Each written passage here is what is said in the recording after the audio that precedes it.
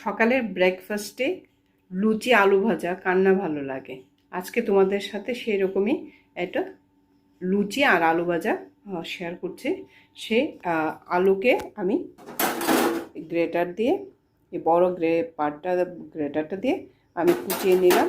আর সেটা ভাজার জন্য লবণ, শুকনো লঙ্কার গুঁড়ো, হলুদ গুঁড়ো আর সাথে নিলাম পেঁয়াজ কুচি, কাঁচা লঙ্কা কুচি আর অল্প বিলাতি ধনেপাতা ছিল আর জিরা ফোড়নের জন্য দিয়ে আলুটা ভাজবো। আর এদিকে ময়দা রেডি করে রাখলাম। প্রথমে তেল দিয়ে শুকনো লঙ্কা আর জিরা ফোড়ন দিয়ে দিলাম।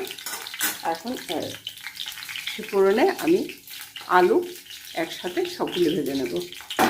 তারপর একটু হালকা ভাজা হয়ে গেলে আমি এই সবগুলি দিয়ে দেব। দেখো একটা বড় করে বানিয়ে নিয়েছি। এখন এই গ্লাসটা দিয়ে ছোট ছোট করে পিস করে নেব। আর এদিকে দেখো আমার আলু ভাজা প্রায় হয়ে গেছে। এরকম ট্রিক্স ব্যবহার করলে দেখো একসাথে অল্প সময়ে কতগুলি করা যায়। এ দেখো আলু ভাজা হয়ে গেছে, এখন নামিয়ে নেব।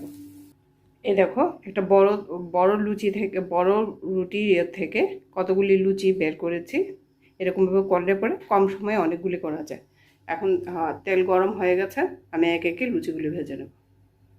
লুচি ভাজা হচ্ছে।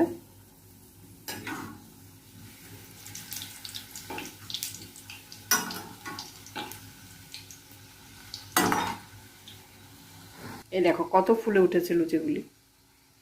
এই দেখো কতগুলি লুচি হয়েছে, কত সুন্দর হয়েছে।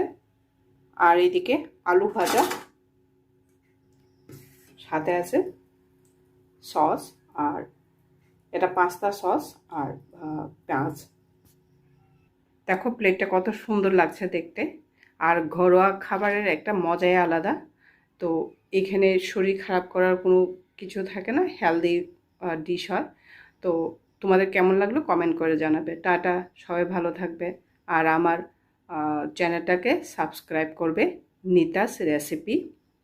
আর তোমরা ভালোবাসা নিয়ে বেল আইকনটাকে টাচ করে দেবে, তো নেক্সট ভিডিও পেতে তোমাদের সুবিধা হয়। আর লাইক শেয়ার কমেন্ট তো করবে। টাটা, সবাই ভালো থাকবে।